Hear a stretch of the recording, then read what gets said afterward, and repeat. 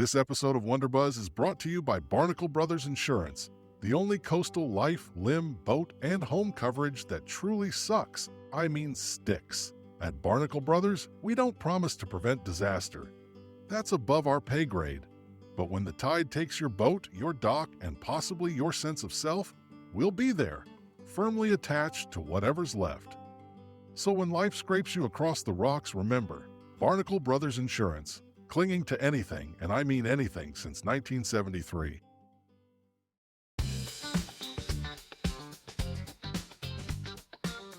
Welcome to another episode of WonderBuzz. I am your host, Nate Larson, and I am very excited to have you join me today for an exploration of curiosity, creativity, and other random stuff.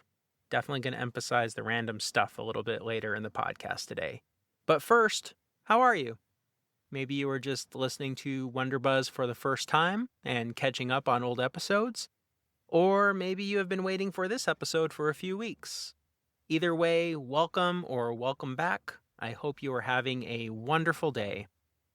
Before we get into today's episode, I do want to share some exciting news. I have a book coming out. Yes, I have a book coming out.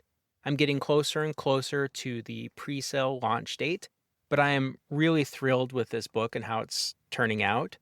The title of the book is Field Notes on Avoidance, and it contains photography and poems and is really inspired by my travels to every state in the US that you can drive to and every province and territory in Canada that you can drive to. And I've been exploring all of those places for the last 3 years as I've lived on the road full time.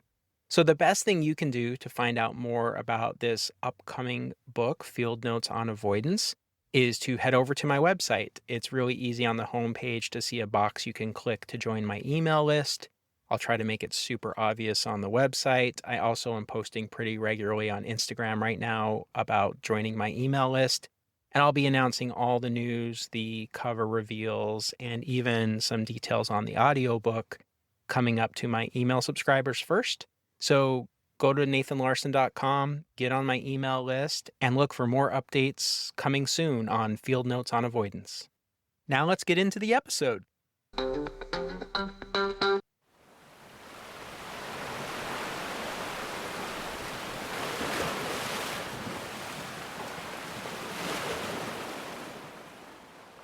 When you walk along the lost coast of California, the tide pools hold a kind of secret geometry.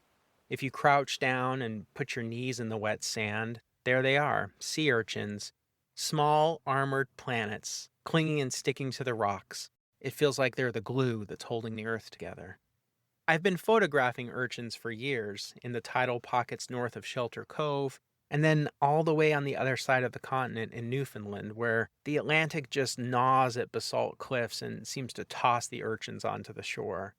I feel like they're tougher up there. They're built for colder water and the kind of surf that could sandblast a boulder.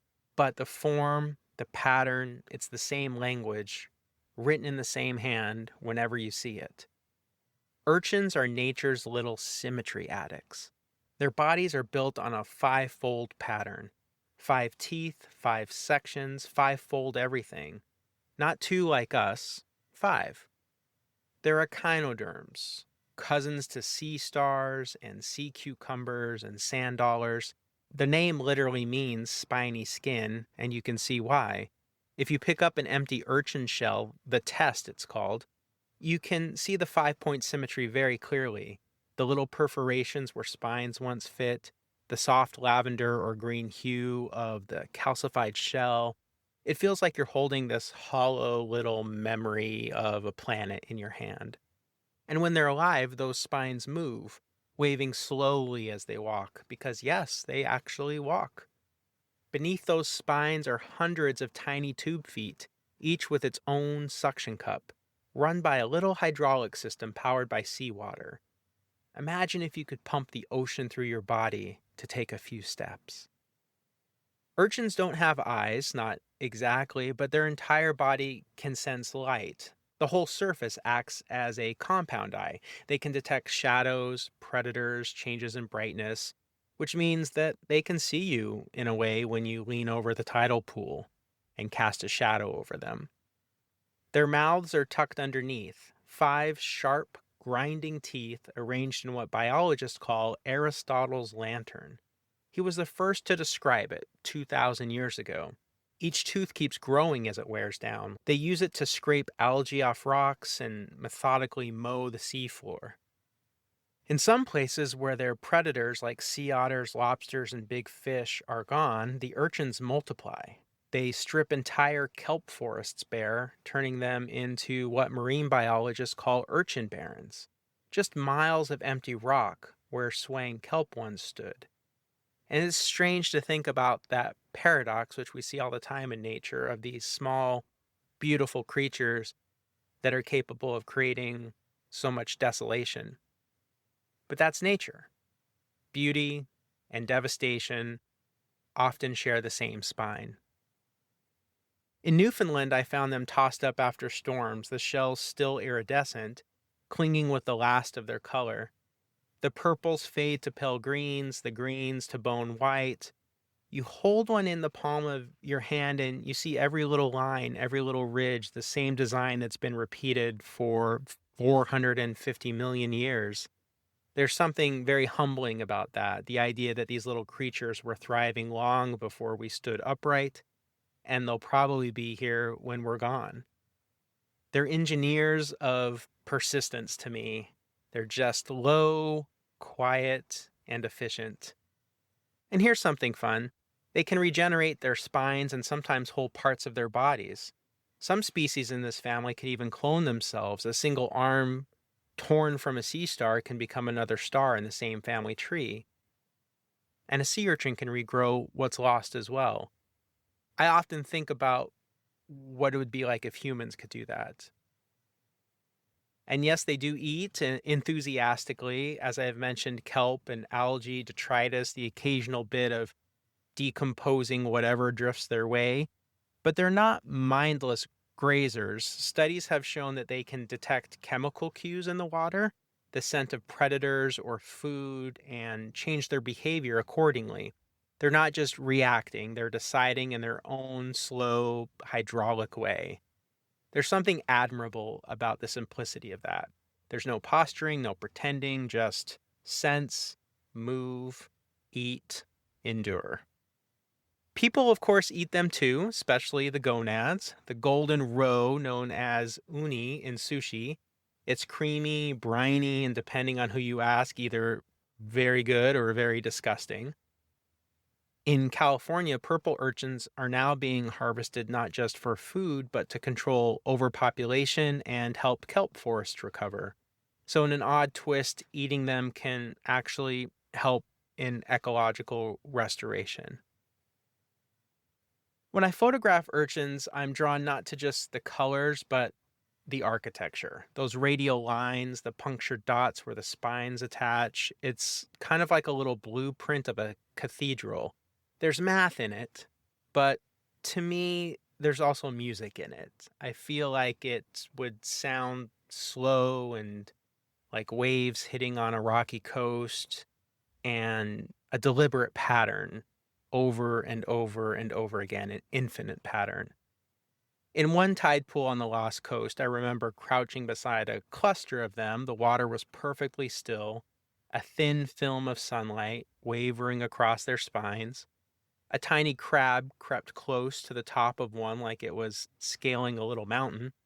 The urchin didn't flinch. It just continued its quiet life, totally impervious to the drama above of me and the crab. And that's what I like thinking about sometimes as well, is how much of life happens below the surface, unseen, how entire universes are unfolding in single tidal pools. If you ever find one alive, I would leave it be, but that's just me. If you do find a shell, though, take it and rinse the salt from it, let it dry. If you hold it up to the light, you'll see how the ridges catch the sun and how the patterns repeat. And that to me is the ocean's handwriting right there in the palm of your hand. On my website and my Instagram account, I've posted photographs I've taken of sea urchins from California, Newfoundland, and even from the Gulf of Maine. And each one to me just tells a little bit of a different story. Each one is totally unique and has its own character around that symmetry and the patterns I've been talking about. I don't know if there's lessons in sea urchins. Maybe there's a lot of lessons. But some things I think about are this creature that is clinging to the rock and trusting that the next wave won't tear it free, that is methodically moving and creating and regenerating. And maybe the real lesson of a sea urchin for me is that we're all just trying to find something to hold on to. And if we're lucky, we do it with a little symmetry and a little grace, like a sea urchin.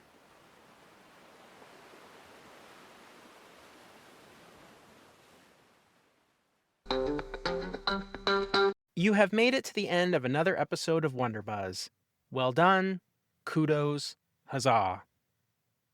Head over to Instagram where you can follow me at Nathan Larson Photo.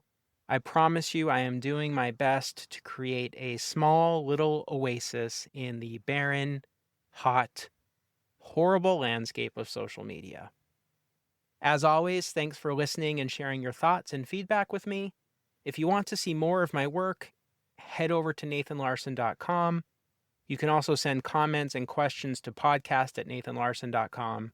And it would be so helpful if you could recommend WonderBuzz to your friends, rate it, and review it. It is the best way to help other people find this little podcast and come along for the ride. Until next time, keep exploring, stay curious, and I will see you on the next episode of WonderBuzz.